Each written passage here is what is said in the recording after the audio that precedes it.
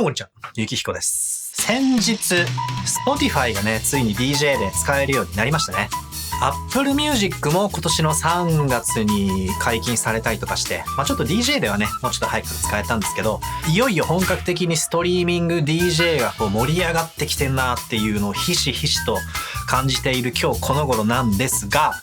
DJ をねこう楽しんでいる身としては盛り上がってくるのはすごく嬉しいんですけど、ただ盛り上がるのはいいんだけど、これから始めようかなっていう人に対しては選択肢がこう増えていくっていうのは迷う原因でもあるんじゃないかなと思うので、ちょうどいい機会なんで今日はその最近解禁された Spotify と、あとは Apple Music、 それとビートポートストリーミングっていう3つの大手ストリーミングサービスの特徴をですねちょっと比較していきたいなと思います。あくまで DJ 目線ね、 DJ として使うなら、他にももちろんあるんだけどね、 DJ で使えるストリーミングサービス、大手で言うとビートソースとか、ビートソースはビートポートの姉妹サービスなので置いてある曲のジャンルがちょっと違うんですけど、サービス自体は結構似てるんで、今日はビートポートっていうくくりでまとめて説明させてもらえたらなと思います。で早速今日ちょっとねSpotify と Apple Music とビートポートの話をしていきたいんですけど、各サービスねもちろんこう細かい違いまで挙げたらいくらでもあるんですが、今日は5つのポイントに絞って比較していきたいなと思ってます。1つ目に話すのがまずそれぞれのアプリの使いやすさですね。その音楽アプリとしての使いやすさ、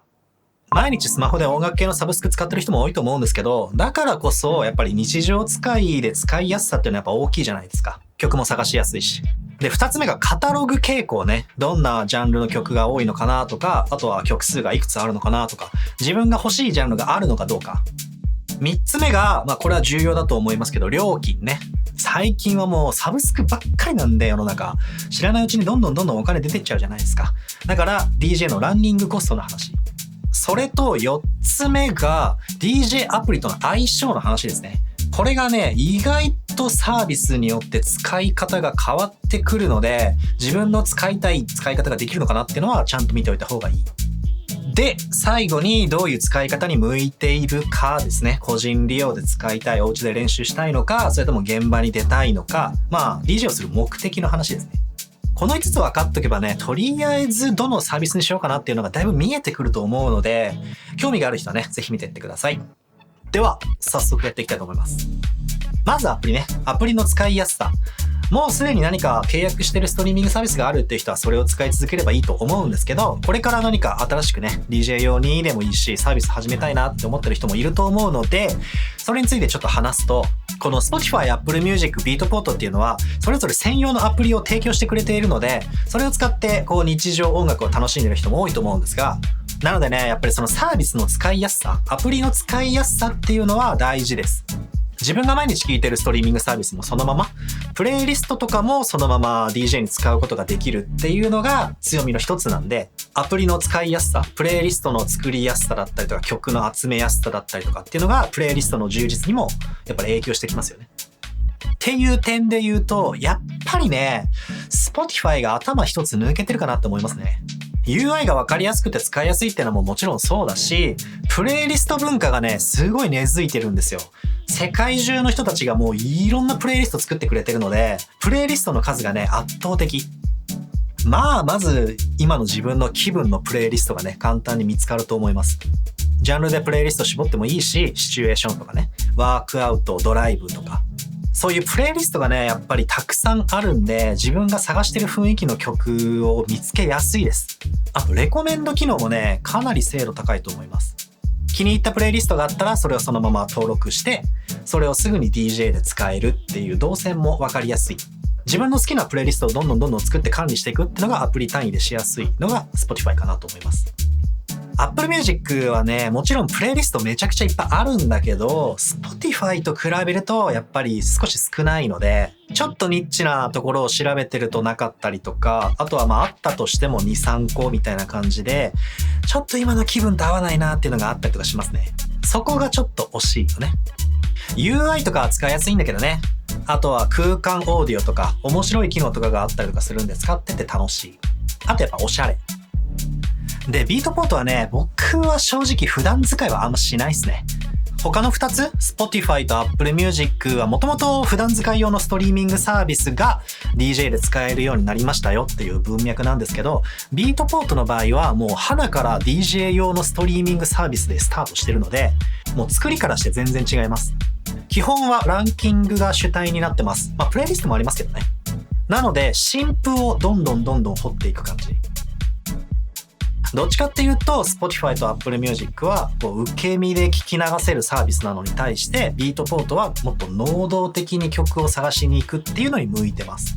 僕も曲を探すときはねビートポートを使うことが多いですけど、なので普段使いのアプリとしては Spotify、Apple Music、ビートポートの順で僕は使いやすいんじゃないかなと思ってます。この辺は好みも大きいし、他にも例えば Mac との相性を重視してるから Apple Music がいいんだっていう人もいれば、波形が全部見えるからビートポートの方がいいんだよっていう人もいると思うし、この辺は人それぞれですね。一番いいのは実際に自分で触って確かめてみることかなとは思います。はい。じゃあ2つ目。各サービスのカタログ傾向なんですけど、まず Spotify と Apple Music はもう互いに1億曲以上あるので、もう曲数で言ったら圧倒的です。だから曲にはまず困らない。ない曲を見つける方が大変ってぐらい。その上で、あえて傾向を分けるとすると、Apple Music はどっちかっていうと邦楽に強いですね。J-POP とか、日本のヒップホップとか、あとアニソンとか。そういうのがやりたい人はおすすめかな。逆に Spotify は洋楽ですね。ヒップホップとかやっぱ強いですよ。プレイリストもね、いいものが多いです。ラップキャビアとか、有名どこで言うと。これはもう好みですね。自分がどんなジャンルが好きか。自分の好きなジャンルの曲があるのかっていうのと、その辺のプレイリストが充実してるのかっていうのは見とくといいと思います。一方、ビートポートはね、楽曲数は1300万と少し控えめです。なんだよって思う人もいるかと思うんですけど、尖ってるわけですよ、要は。内容としてはハウスとかテクノとかクラブ系のダンスミュージックにとにかく強いです。そっちのジャンルでいろんな曲があるのはもちろんなんですけど、同じ曲でもいろんなバージョンが置いてあったりとかするんですよ。例えばエクステンデッドミックスとかね。エクステンデッドミックスっていうのは曲の頭と最後にミックスしやすいようにイントロとアウトロを追加してくれてるバージョンのことですね。そういう DJ で使うことを前提としたラインナップなので、比較するとちょっと曲数は少ないんですけど、どれも DJ で使える曲ばっかりです。ちなみにね、さっき言ったビートソースはビートポートのどっちかというとポップス寄りですね。歌物だったりとかヒップホップとかレゲエとかその辺が置いてあります。こっちも気になるって人はね、一回チェックしてみるといいと思います。傾向はこんな感じですね。ビートポートだけちょっと尖ってて、Spotify と Apple Music はもう割と広くいろんな人に向けてっていう感じ。はい。で、3つ目、料金の話ね。これ大事ですね。Spotify と Apple Music はどちらも月額1080円です。強すぎ。この2つ、どちらも最初の1ヶ月無料で使えるキャンペーンがあるので、試しに使ってみて損はないと思います。ビートポートの場合は3プランの料金体系になってます。エッセンシャル、アドバンスとプロフェッショナルの3つ。それぞれ今だと月額1600円ぐらいと2400円ぐらいと4500円ぐらい。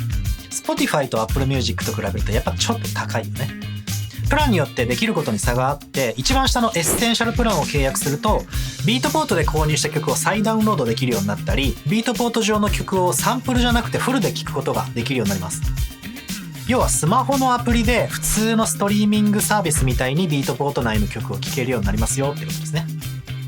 あとはビートポートのウェブ版の DJ アプリで遊べたりとかします。僕はあんま使ったことないですけどね。実はこのウェブアプリ DJ コントローラー使えるって知ってました？本来レコードボックスとかセラート DJ みたいな専門の DJ アプリとビートポートを連携させるためにはアドバンスト以上のプランが必要になってくるんですけど、どうしてもエッセンシャルプランで DJ がしたいんだったらこのウェブアプリと DJ コントローラーを接続してビートポートの曲で DJ することができます。さすがに簡易的ではありますけどね、他の専門の DJ アプリと比べると。でも曲をつなげることは全然できます。最初はこれを使って遊んでみるっていうのも全然ありですね。それから一つ上のアドバンストプランになるとエッセンシャルの内容に加えて他の DJ アプリと連携ができるようになります。あとは教材動画とかついてきますね。僕は見たことないですけど、このプランからですね、本格的に DJ で使えるようになるのは月2400円。本気でやってる人だったらね、もちろんそんな気にならないんですけど、毎月2400円のサブスクって言ったら結構高額な方ですよね。だってネットフリックスで1000円とかでしょ確か。広告なしスタンダードで1590円。意外とするな。まあでもそれより高いですからね。ネットフリックスのプレミアム以上。もうこれはね、価値観の問題ですね。さらにその上のプロフェッショナルプランになると毎月4500円。これはもう本当にプロ向けですね。音質が良くなるっていうのと、あとはオフラインライブラリーがね、1000曲分もらえます。インターネットにつながってない状態でもここに入れておけば使えますよっていう枠が1000曲分もらえます。要は曲を一時的に保存できるライブラリです。Spotify とか Apple Music にはないものですね。プロ志向のビートポートならでは。ネット環境がないもしくは不安定なところでも安定して使うことができるので、絶対にミスが許されない人にはやっぱりなくてはならない機能ですね。それとね、僕の感じるストリーミング DJ 最大のデメリットがロード時間なんですよ。ストリーミング DJ ネイティブの人にはちょっといまいち実感湧かないのかもしれないんですけど、それ以前から DJ やってる人はね、分かってもらえると思います。このね、毎回挟まるロード時間がありえないほどストレス。曲のプレビューしたい時とかもね、いちいちワンテンポ遅いんですよ。これがね、苦痛でしょうがないんですよね。回線遅いとなおさら。うちそんな早くないんで。PC に保存してある曲はサクサク使えるので、これに慣れちゃってる人はね、じれったいなと思っちゃいますよね。でもこの1000曲のオフラインライブラリーに入れておくと、そのロード時間がかからないので、それだけでも払う価値があるっていう人は結構いると思いますね。それぐらいにメリットはね、ある。ちょっと料金体系は変わってくるんですけど、ビートソースにもオフラインライブラリ付きのプランはあるので、興味ある人は見てみてください。あとね、ビートポット興味ある人は今、レコードボックスがキャンペーンやってて、ビートポットストリーミングのアドバンストプランが2ヶ月間無料になるみたいです。試したい人はね、今おすすめですよ。今年いっぱいまでみたいなんで。料金体系はこんな感じ。Spotify とね、Apple Music やっぱ強いっすね。強すぎる。追加料金とか特になしで月額1080円で無制限に DJ ができるんで、まあ考え方によっては自然といえば自然なんだけどね。Spotify のサービス内の曲を Spotify で聴くのか DJ アプリを通して聴くのかの違いでしかないんで、個人利用でやってる範囲ではまあ別にやってること変わんないですからね。またこの辺は後でも話しますけど、そんな DJ アプリとの相性をね、4つ目は話していきたいんですけれども、実はね、ここが微妙に違うんですよ。サービスによって。意外と。どうやって説明しようかな。僕が先に使いやすいと思う順番を言っておくと、一番使いやすいのはビートポートです。これはね、やっぱ使いやすいですね。DJ のためのサービスなんで当たり前なんですけど、その次に使いやすいのが Apple Music。で、その次が Spotify ですね。これはね、単純にできることの幅です。説明します。まず Spotify なんですけど、DJ アプリで使うときは基本的に Spotify 側で作ったプレイリストを使ってミックスをしていく形になります。普段 Spotify で音楽を聴いてるときにお気に入り登録をしたプレイリストだったりとか、自分の好きな曲を集めて作ったプレイリストだったりとか、日頃自分が使っているものをそのまま DJ でも使う。これがメインの使い方。レコードボックスの画面を見てみると、これレコードボックスの画面です。基本的にセラートも DJ も同じです。メイドトゥ DJ っていうのとマイライブラリっていうのがありますね。メイドトゥ DJ っていうのは Spotify が DJ 用に作ってくれたプレイリストですね。このイントロトゥ DJ、最初に触ってねってやつとか、あとはダンス系とかヒップホップとか、ジャンルに分けて DJ 用に使いやすくプレイリストをもういくつか作ってくれてます。それに加えてマイライブラリにさっき話した自分が普段使ってるプレイリストが並んでます。この2つから曲を使っていく形です。あとは検索。だからね、Spotify の残念だなって思うところが DJ アプリ側でプレイリストを作ることができないんですよ。プレイリストに関しては DJ アプリ側で何もタッチができないので、普段からスマホとかでいかにプレイリストを作っていくかっていうのが鍵になりそうですね。日頃からプレイリストを作ったりとか登録したりとかをこまめにやってる人向けかなと思います。Apple Music の場合は、ここのホームで Apple Music が自分用にカスタムして作ってくれたプレイリストがあったりとか、ジャンルで分けられていたりとか、ライブラリーに自分が作ったプレイリストが入っていたりだとか、あとはチャートもありますね。ランキングも置いてくれてるので、これはありがたいですね。非常に曲を探しやすいと思います。それに加えて Apple Music は曲を DJ アプリ、この場合レコードボックスですね、のライブラリに取り込むことができるので、DJ アプリ側でもプレイリストを作ることができます。こんな感じでドラッグ&ドロップでレコードボックスのプレイリストに突っ込むことができますね。PC に保存されている曲と同じプレイリストに入れることができるので、Apple Music の曲とそうじゃない曲を同じように扱うことができます。ただ Apple Music の曲自体を PC に保存できるわけではないので、プレイリストに入れたとしても使うためにはネット環境が必要ですけどね。一度ライブラリにインポートしてしまえば、コレクションに入れてしまえば、こんな感じでレコードボックスに曲の情報が入るので、インテリジェントプレイリストを使って自動でプレイリストを作らせるってこともできます。例えば BPM が120の曲を集めてもらったりとか、他にもじゃあマイタグでテストってつけた曲を集めてくれって頼めば、レコードボックスのコレクションの中から該当の曲を集めてくれます。これさっきタグを仕込んでおいたんですけど、こういうこともできます。これがね、できるのはでかいね。DJ Pro の場合でも同じですね。DJ アプリ側のプレイリストにそのまま曲を入れることができます。セラートだけね、ちょっと特殊なんですけど、セラートの場合はプレイリスト、クレートですね。このクレートにストリーミング用の曲を入れることができないので、その代わりセラート側から Apple Music の中にプレイリストを作ることができます。これが Apple Music 側にも反映されるんでね、こんな感じでプレイリストを作ります。それと Apple Music はレコードボックスと DJ のモバイル版、スマホ版でも対応しているので、スマホで DJ したい人でも使えます。Spotify はね、現状モバイル版には対応してないです。PC 版のみ。逆に Apple Music のデメリットはね、読み込みしないと BPM とキーが出ないことですね。これは DJ にとっては結構なデメリット。まあ、確かに BPM とキーなんか気にするの DJ ぐらいしかいないですけどね。でも Spotify はね、表示されるんですよ。読み込んでなくても。BPM とかキーを基準に曲選んだりとかよくするからね。なんとかなりませんか？一度読み込んでしまえば BPM で並べ替えすることもできるので、そこまで気にならない人も多いんじゃないかなとは思うんですけど。そんなわけで Apple Music は2位です。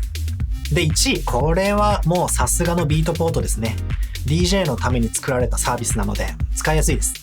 これだけ詳細にジャンル分けされた中にトップ100と代表的なプレイリストが複数入ってます。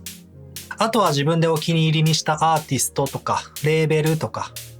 自分で作ったプレイリストとか自分用にビートポートがレコメンドしてくれてるプレイリストが山のようにあったりとか、至れり尽くせりですね。もちろんビートポートの曲もレコードボックスのコレクションに入れることができるので、レコードボックス側でプレイリストを作ることもできます。しかも読み込み前から BPM とキーが表示されます。完璧。まあ強いて言うとキーがね、読み込み前の段階だとクラシック表示、A マイナーとか B メジャーとかの表示になっているので、普段こういう数字のキャメロット表示を使っている人は若干分かりにくいかもしれないですね。あとはね、さっきも話したオフラインライブラリですね。これが強い。1000曲あったらとりあえず困んないですからね。現場で使う人にはすごい心強い。もちろんレコードボックスと DJ のモバイル版にも対応しているので、スマホ DJ でも使えます。こんな感じでいいとこばっか褒めちぎってますけど、ビートポートのデメリットはね、もう値段です。それに尽きる。デメリットっていうか壁ですね。これに金を出す覚悟があるかどうか。まあ実際は Spotify と Apple Music が安すぎるだけなんですけどね。ビートポートのアドバンストプランが2400円でしょ、毎月。で、今曲が1曲だいたい250から300円ぐらいだから、まあ8曲分ぐらいなんですよ。8から10曲も使えば元が取れる。常に新しい曲を使って DJ 回していきたい人なんかは月10曲なんて余裕で仕入れると思うんで、むしろ100曲使っても200曲使っても2400円ですからね。言うほど高くない。っていうか、まあめちゃくちゃお得。当たり前ですけどね。Apple Music が来たあたりからね、ちょっと感覚おかしくなってるんだよね。普通に考えたらお得です。さあ、それでは最後はね、今までの情報を踏まえてなんですけど、じゃあどういう人にどのサービスが向いてるのかっていう話です。で、これを話すときにね、もう一つ言っておかないといけないことがあって、利用規約の話ですね。それと権利、ライセンス。ただね、この辺がややこしくてね、この白と黒の間のね、グレーの部分が200色ぐらいあるので、僕もね、専門家ではないので、大まかに話すことぐらいしかできないんですけど、基本的に Spotify と Apple Music は個人利用のみです。非商用利用が原則。お家で楽しむとか、あとはお家に友達呼んで小規模なパーティーでちょっと DJ するとかね。それぐらいだったら個人利用に入ると思います。だから一般のお客さんのいるところ、クラブみたいなところでお客さん相手に DJ して、で、そこで金銭が発生しちゃうと規約違反になるよっていうことですね。逆にビートポートストリーミングは一般のお客さんのいるクラブとかでも使えます。正確にはちゃんと条件が整っていればですけどね。クラブとかミュージックバーとかその辺の権利関係がちゃんとしてるところです。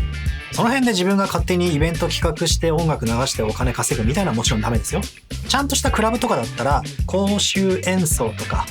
人前で音楽演奏してもいいですよっていうライセンスを包括的にちゃんと取ってくれているはずなので大丈夫です。言い方を少し変えると考え方の話ね。Spotify も Apple Music も Beatport もサブスクの料金に含まれているのは個人での利用の範囲までです。3つとも。サブスクの料金を支払うことで手に入るのはそのサービスを個人で使う、聞く権利だけです。それとは別に人前で演奏する権利が必要になるってことですね。だから CD をお金出して買いました。それを自分個人で聞く分には何の問題もないです。でもこの CD を使って人を集めてお金を稼ぐってなるとまた別の権利が必要になりますよってことですね。ジャスラックとかね、よく聞くと思うんですけど。で、一般的にはその権利をクラブみたいな会場側が包括して許諾を取ってくれているので、そういうところでは演奏してもいいですよっていうことです。ただ、そういった場所だったとしても、Spotify とか Apple Music ってもともと個人利用のためのサービスなので、利用規約のところに人前で使わないでねっていうお約束事が書いてあるんですよ。だからダメ。一方、ビートポートはもともと DJ 利用を念頭に置いたサービスなので、さっき言った別途ライセンスの整った場所であれば演奏してもいいですよっていう立て付けですね。なんとなく伝わります？権利関係のレイヤーとお約束、利用規約のレイヤーがあって、両方満たして初めて OK。Spotify と Apple Music は権利関係をクリアしていたとしても、サービスと利用者の間で人前で使わないでねっていう約束があるので、その場合はそっちに従ってください。そこを分けて考えると分かりやすいかなと思います。あと配信はね、やりたい人多いと思うんですけど、3つとも利用規約の対象外なので、原則 NG です。という理解です、僕は。いや、ほんとね、めちゃくちゃ大事なことだから齟齬なく伝えたいんだけど、いかんせん複雑で、合ってます？合ってるかな？詳しい人いたらね、ちょっと間違ってるところとかニュアンス危ないところあったら指摘してほしいんですけど、ここはね、やっぱちゃんと理解したいし、してほしい。あと他のね、個別の細かい案件に関してはね、専門家の人にやっぱ聞いてください。どれぐらいの規模までが個人利用ですかとか、もう正直俺にもよくわからん。プロに聞いてください。要は今の話何が言いたかったのかっていうと、サービスによって使える範囲、場所が変わりますよっていうことです。Spotify と Apple Music は個人利用。個人で使えればそれで満足ですっていう人向け。逆に現場に出たい。現場でもストリーミングを使って DJ をやってみたいっていう人はビートポート。ビートソースもね、同じような扱いです。まとめると Spotify はもちろん自宅 DJ 派で、普段から Spotify でよく音楽を聴いてプレイリストもこまめにまとめてるから Spotify 側でプレイリスト管理したいよっていう人。Apple Music も自宅 DJ 派で、DJ アプリ側で楽曲管理したい人。インテリジェントプレイリストとかもあるし。どっちのサービスもね、大抵の曲は揃ってるので大きな違いはこの辺かなと思います。ビートポートは現場に出たい派。もしくは多少値段が張ったとしても現場レベルのものを使いたい派。で、ダンスミュージックを深くやっていきたい人ってイメージですかね。さあ、まあでも言いたいことは大体言えたので、他にもね、このサービスこんないいところがあるよみたいなのがあったらコメント欄で教えてもらえると嬉しいです。